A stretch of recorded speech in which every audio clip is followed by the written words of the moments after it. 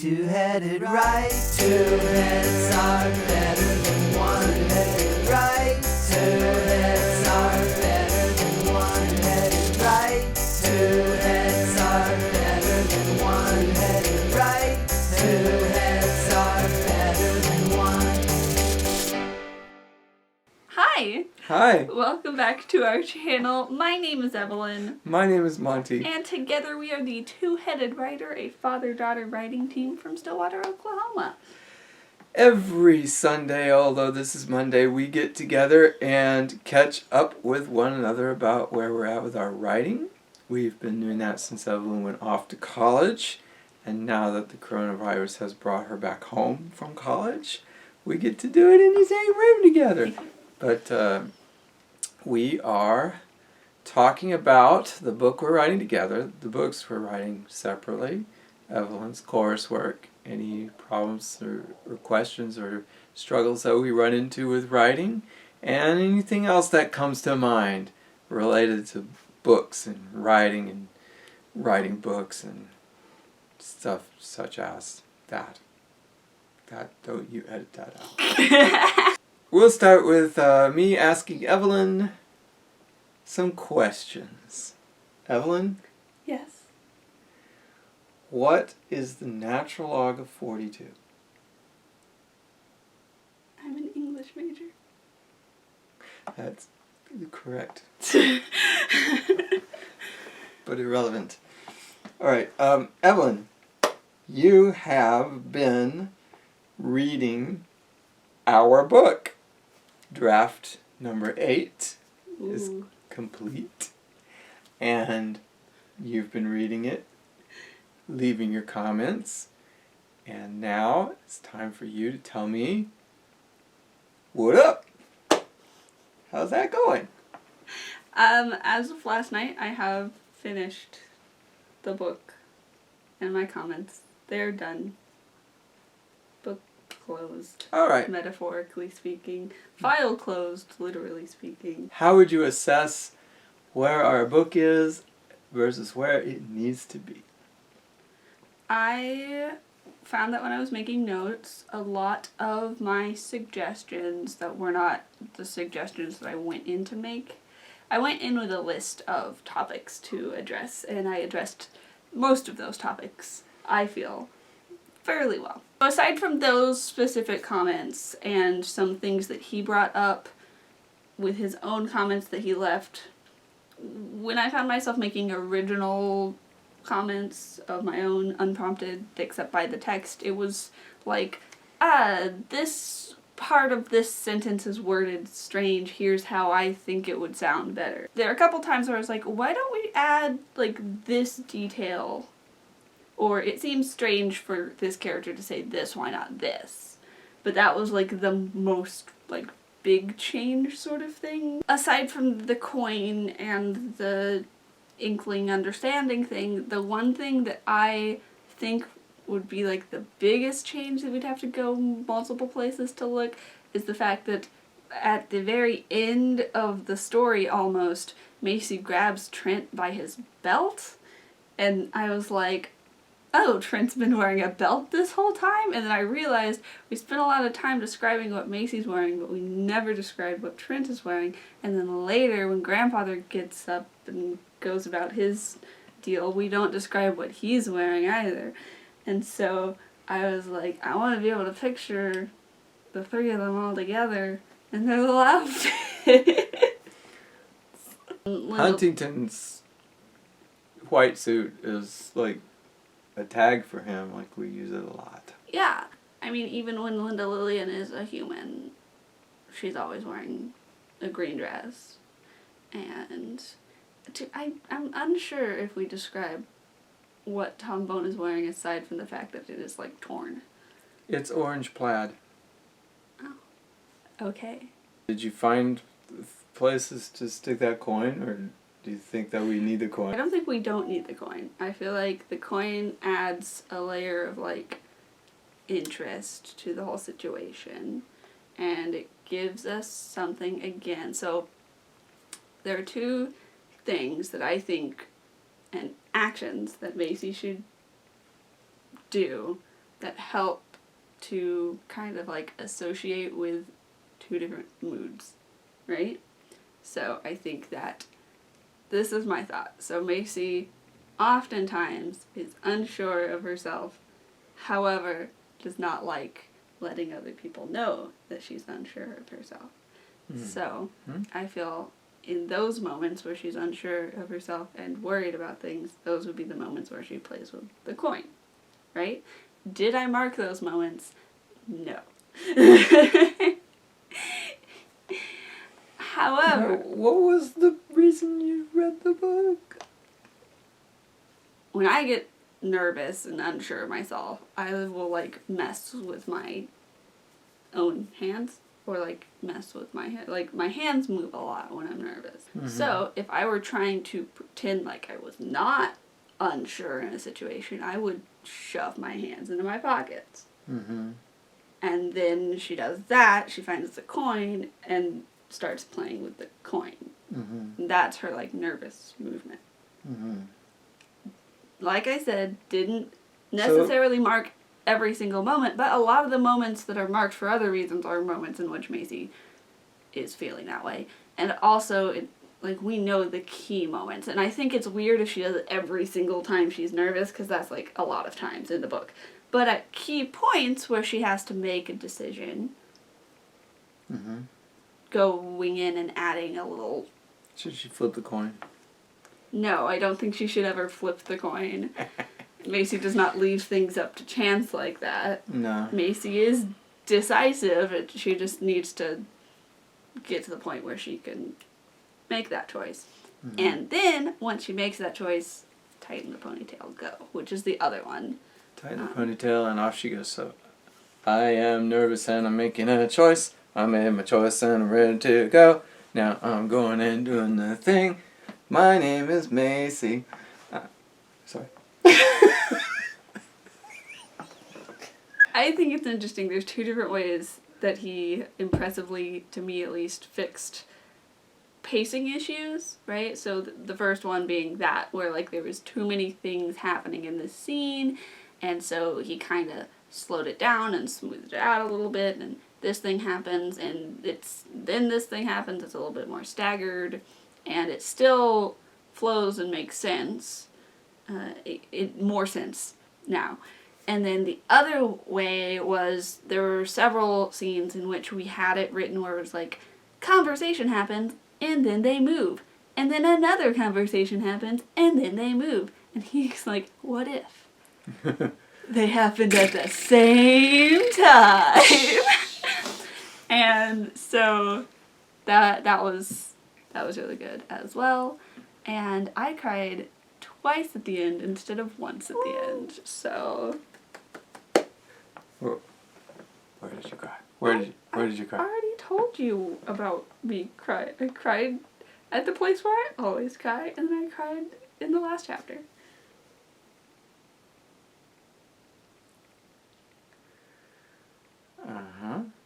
Oh, okay. Got it.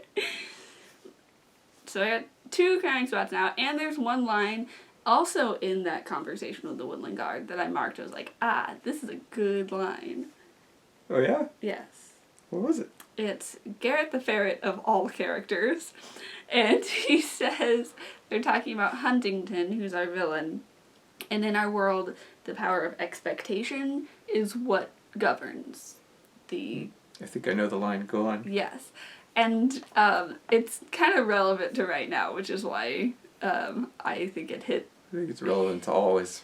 Yeah, but like specifically right now. So Huntington has this group of Inklings that are all woodland creatures, anthropomorphic woodland creatures, who are working for him because he has expected them into being afraid of him.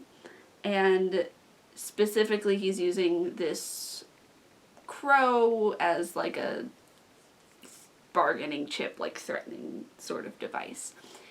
And so they know logically that he's bluffing, but because his power of expectation is so strong, he's had so many years to practice, it's difficult for them to resist. And I don't remember exactly how the line is worded, but Garrett the Ferret is telling Macy, and Garrett the Ferret is mostly a comedic relief character, so I think it's also powerful coming from such a non-serious character, this very serious line. It's hard to remember what's real when he expects us to be afraid. That's it.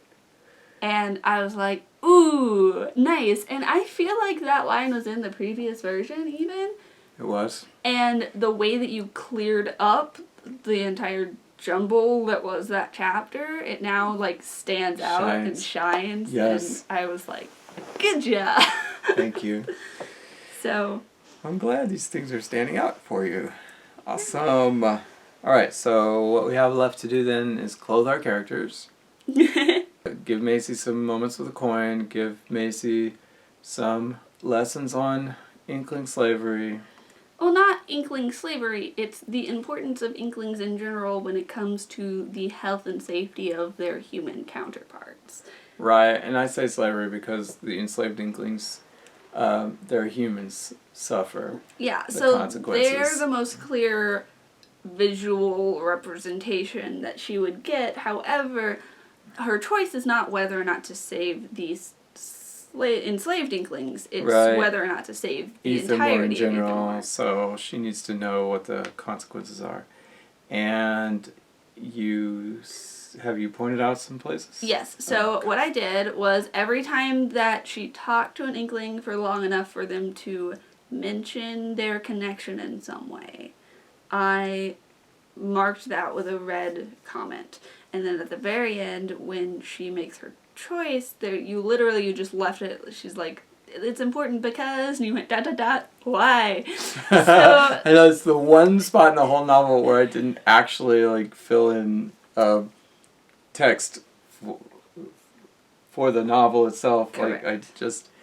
I broke the fourth wall and said, we need something here. Yeah. So what I'm thinking is that we should sit down and have a conversation between the two of us, not right now, where we decide what that why statement is. Like, what is the point that Macy gets to that makes her realize that these Inklings are important to humans and that they need to be saved. And then go back and look at all of the missed opportunities and decide how we're going to split up the learning process. What were you doing this week? Oh, what did I do this week? Well, I worked a lot on my folly. I want to say I'm getting closer to beta testing it with actual people, but I've said that every time. But when I'm done with it, I'll have this really cool platform for writing stories in a way that I've never been able to write a story before. Which is, here's a chapter, you read it, what do you think should happen next? And then also splitting it, so it could be this, could be that. So okay, the splitting thing is crazy. kind of different, but the you read it, tell me what you think should happen next thing, a lot of fan fictions are written like that. Oh, well, okay. Not to devalue your creative efforts, but that is immediately what I thought of, because people will be like, comment down below suggestions for what you think should happen in the story, because so they want that. They do want that. Yeah. A lot of fan fiction creators, some of them take their story very seriously. I never have taken my fan fiction stories too seriously. You got quite a few readers for some of them. Yeah. Mm-hmm. You did a good job. I think one of the cool things about it is, since you're sharing you all already are familiar with these characters, and so the audience kind of knows what would happen with the character, and since you don't feel that super strong sense of ownership like you do with your OCs, original characters, then it's almost easier to let input. Easier to take suggestions. Yeah. Because you're like, it's Doctor Who, what do I care? He does all kinds of things that I have no control over every day, so and I'll take it your becomes suggestion. fun and collaborative. Yeah. So well, I actually thought, when I came up with the idea and I started working on it, one of the things I thought was, this would be a great platform for fan fiction.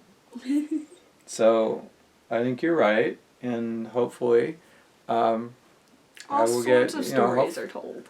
hopefully I'll find some people who want to use the platform and write some stories on it, and it'll be interesting. Yeah. So Okay. I'm like, I haven't really seen any of this, but I am excited to like kind of see what he's been working on. Are you? Yeah, you spent so much time on it. I have. It's really weird. So, Mm-hmm. there you go. I want to be bigger than you. No. I'm the big deal around here. So I did attend an online workshop this week through the SCBWI. Society of Children's Book Writers and Illustrators. That's the one. And I thought it was very helpful about how to write an opening because I'm terrible at openings. I didn't have any really okay big if I issues talk about with this? openings in this new draft, though. Oh, good. That's one of the things. Like every chapter, I'm going through.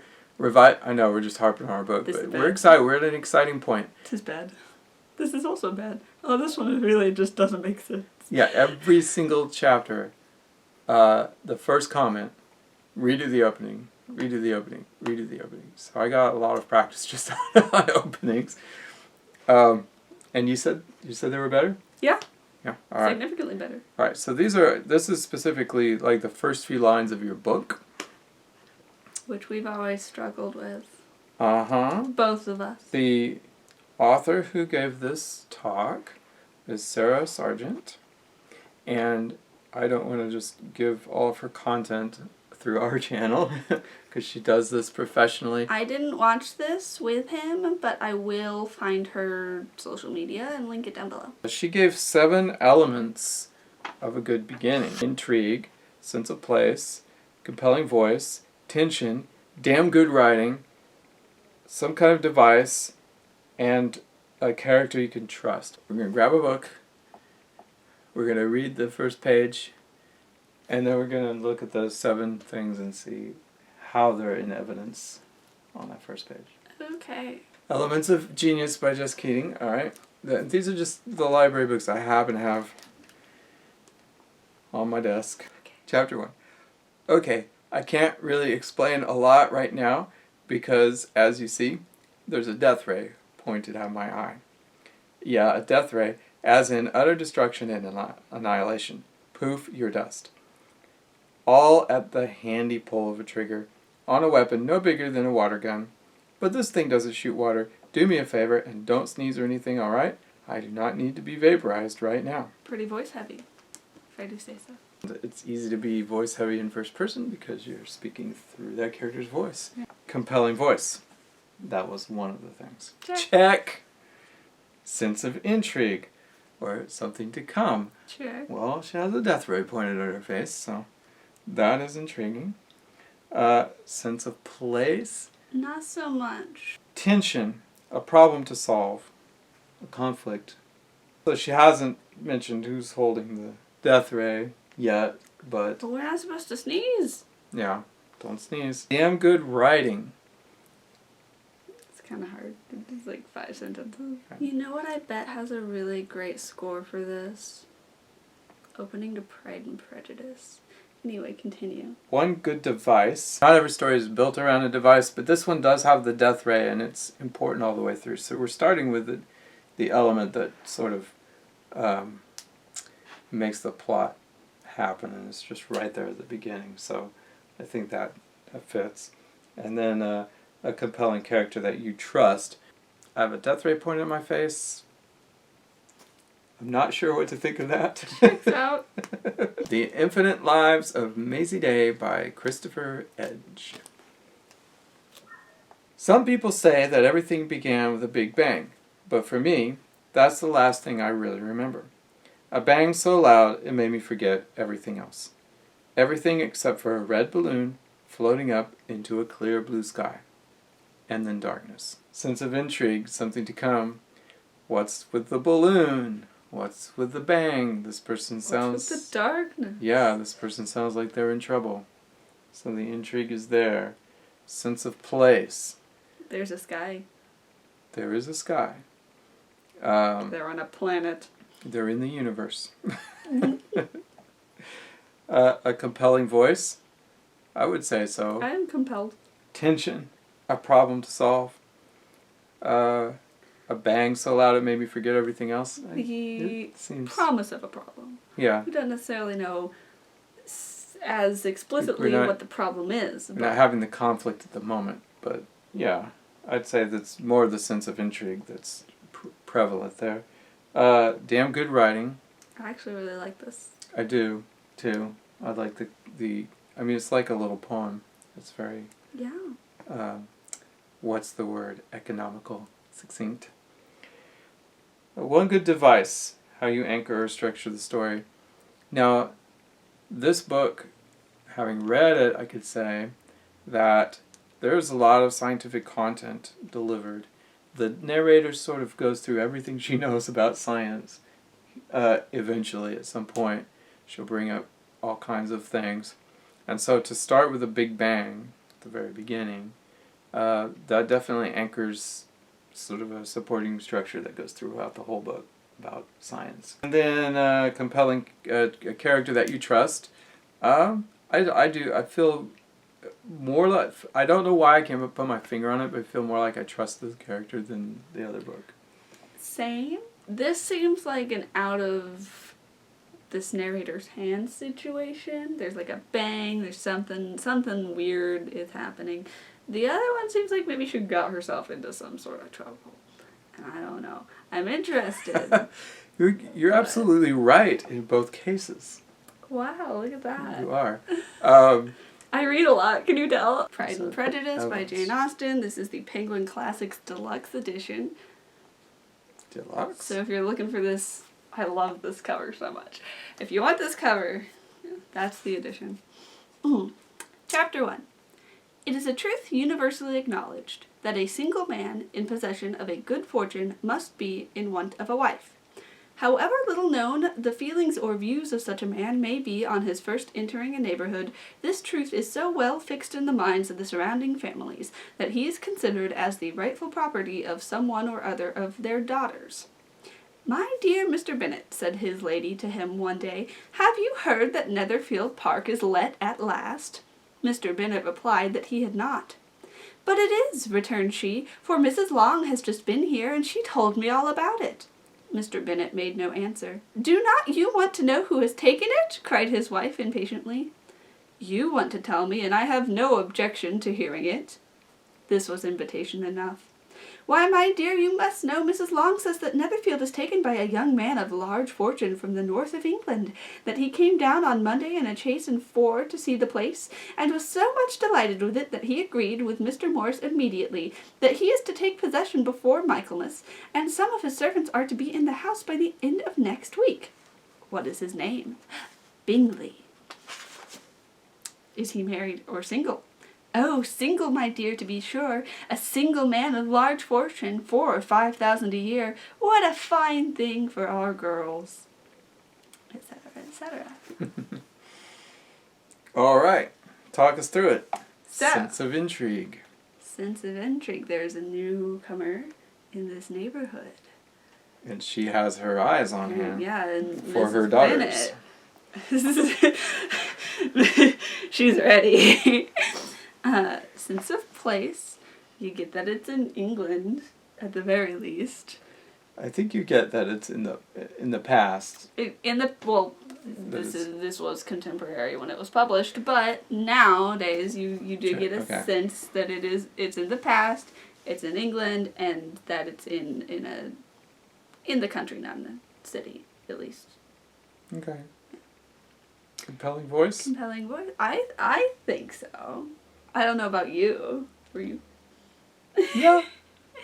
It's a little old-fashioned-y. Yeah. But that's, like you said, it was contemporary at the time. Mm-hmm. The way you read it brought it to life for me pretty well. Thank you. So. I really like this book, so. Yeah. I think it definitely illustrates the way that it's written. Definitely brings out the whole.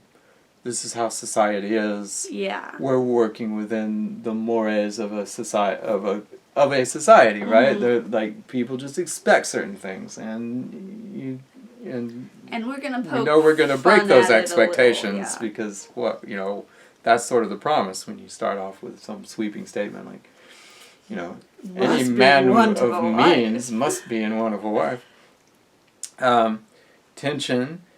I think I'd sense some tension between the married couple here. Yeah, we haven't gotten quite that far yet, but she's about to suggest that he go call on Mr. Bingley to introduce their But family. even already, he's like, don't you want me to tell you the news? And he's like, I know you're going to, So it's like there's a little tension there in terms of her interest is way higher than his Yes. in this topic. Her interest is way higher than anyone else's in this story except maybe Lydia. All right, damn good writing. So, listen, I've been reading a lot of classics lately, and I think this book still, in my opinion, readability-wise, holds up pretty solidly amongst them. So if you judge it based on the fact that it's old, Yeah. it's pretty well written. I think it's very well written, and that like the characters, each one of the important characters at least, stands out and has their own personality, and I really like Pride and Prejudice, you guys. Anyway. All right. Well, I'm not sure that the damn good writing is a strong element in why you would want to keep reading after reading the first page. Yeah. But there are some pretty, like, to her credit, there are lots of passages in here that are pretty, really, like, good descriptions of places, I think. Okay. One good device, I'd say that the idea of, we have to get to know this guy and marry him off to one of our daughters is a device here. It's the marriage plot. It's one yeah, of the most classic. It sets up the whole story, and it's right there in the first few paragraphs, right away. Compelling character that you trust. Tell this story. So we haven't. I think we jump around points of view a lot. Well, right? We haven't fixed on Elizabeth yet, but for most of the story, we're very close with Elizabeth and her thoughts. Mm-hmm. And so, yeah, once you get to Elizabeth, which we haven't yet, but in terms that'll solidify. But, like, you trust the characters, at least, I think, to act like the character. Yeah, that's what I was going to say. I trust the mother to be intervening and pushy. I trust the father to be uninterested and aloof. And I think it's really interesting because I know lots of families now who still have that dynamic, which I think is really funny. It's still it's relatable, universal. like over 100 years later. That's true. Yeah, I really don't care though. It is true. It's me trying to be aloof. Okay. So yeah, awesome. Now, are you ready for the soul-crushing business of reading our own first few paragraphs and checking them against this list? Okay. This is Inklings of Aethermore by Monty and Evelyn Harper. Maisie Abbott had survived an entire week in the Cheswick house without going down for breakfast, and she wasn't about to start now. She ignored Aunt Kira's voice, muffled from the other side of the bedroom door. Maisie, did you hear me? Come on down and join us this morning. Maisie rolled her eyes and waited, glaring at the horrible, frilly pink light fixture above her bed. When Aunt Kira finally spoke again, frustration strained her words. I worry about you, Maisie. Maybe you and I can sit down and have a good talk this afternoon. Maisie pulled the comforter up to her chin and went back to the story in her book. Later, when she wouldn't have to interact with anyone, she could sneak downstairs and pick through the leftovers. Maisie managed to read 2 whole pages while tuning out the laughter and chatter from her aunt, uncle, and cousin below before an alarming burst of noise demanded her attention. The dog barked, dishes broke, chairs clattered. Uncle Cliff howled, "Hot coffee!" Aunt Kira shrieked, "This is why we need an exterminator, Cliff!" Okay, it's not as bad as I thought. All right. See? All right, good. Let's go through this thing. Okay, sense of intrigue. So, I mean, by the end, something is going down Something's downstairs. going down. Something's going down downstairs. Definitely. I think the first line has some intrigue to it. Yes, also you want to know what's her deal? Why is she isolating herself Mm-hmm. from the family? Right? Yes. Okay. Sense of place. That was pretty good, I think. Yeah. We're in a house. There's an upstairs, there's a downstairs. Macy does not like her bedroom. I think I'm going to take out the word horrible here. Yeah. She's already glaring at it. Yeah. So we don't need that. Okay. But yeah, so there is a sense of place. That is good. Compelling voice.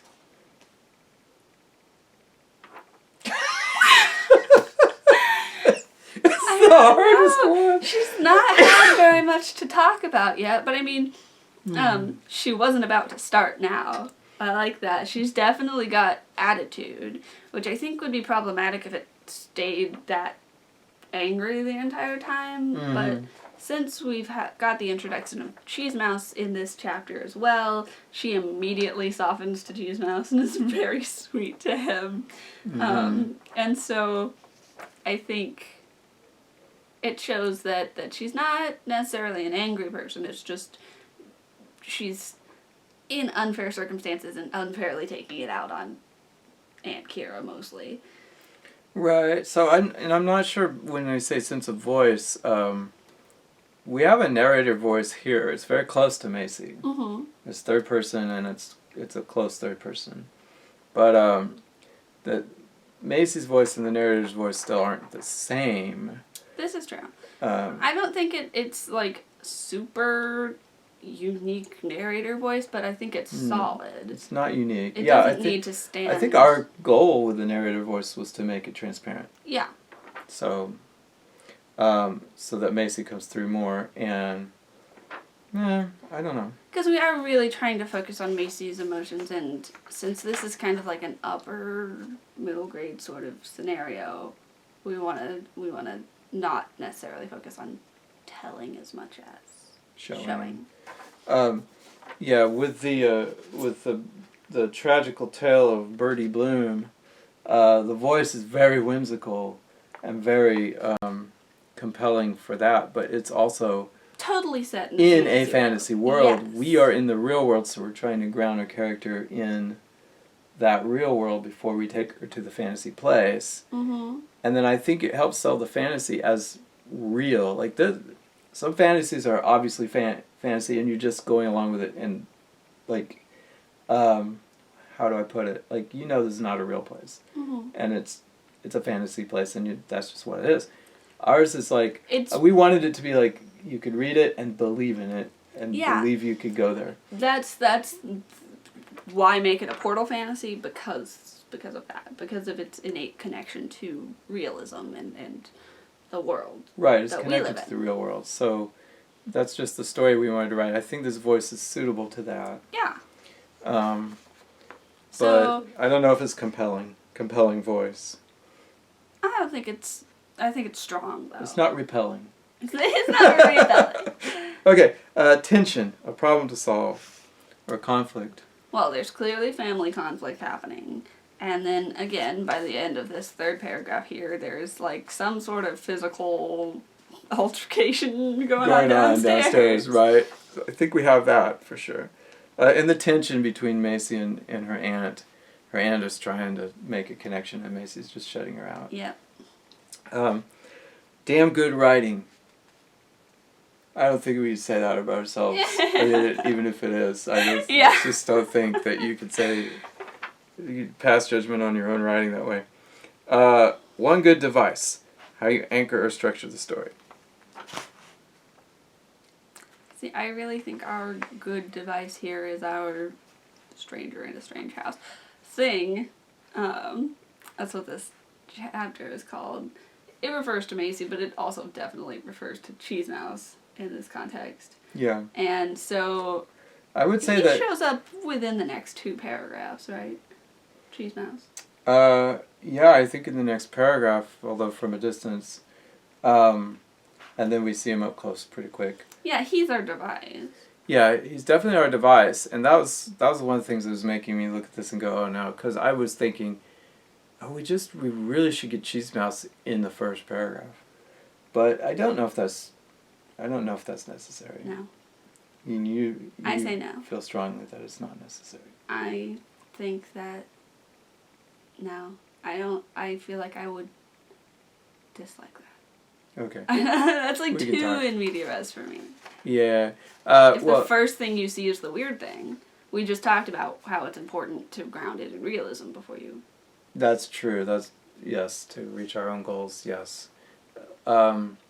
So Cheese Mouse, for those who don't know, Cheese Mouse is an Inkling. We're heading to Aethermore where the Inklings live. So he's misplaced in the real world, and Macy doesn't know any of this, but she meets this weird creature, and I think that is our device. That if you read that far, if you read to the beyond the first 3 paragraphs, you get the Cheese Mouse, and I think that's a real hook, though. You didn't give me a page. And we didn't. I know. Everybody else got a page. I know.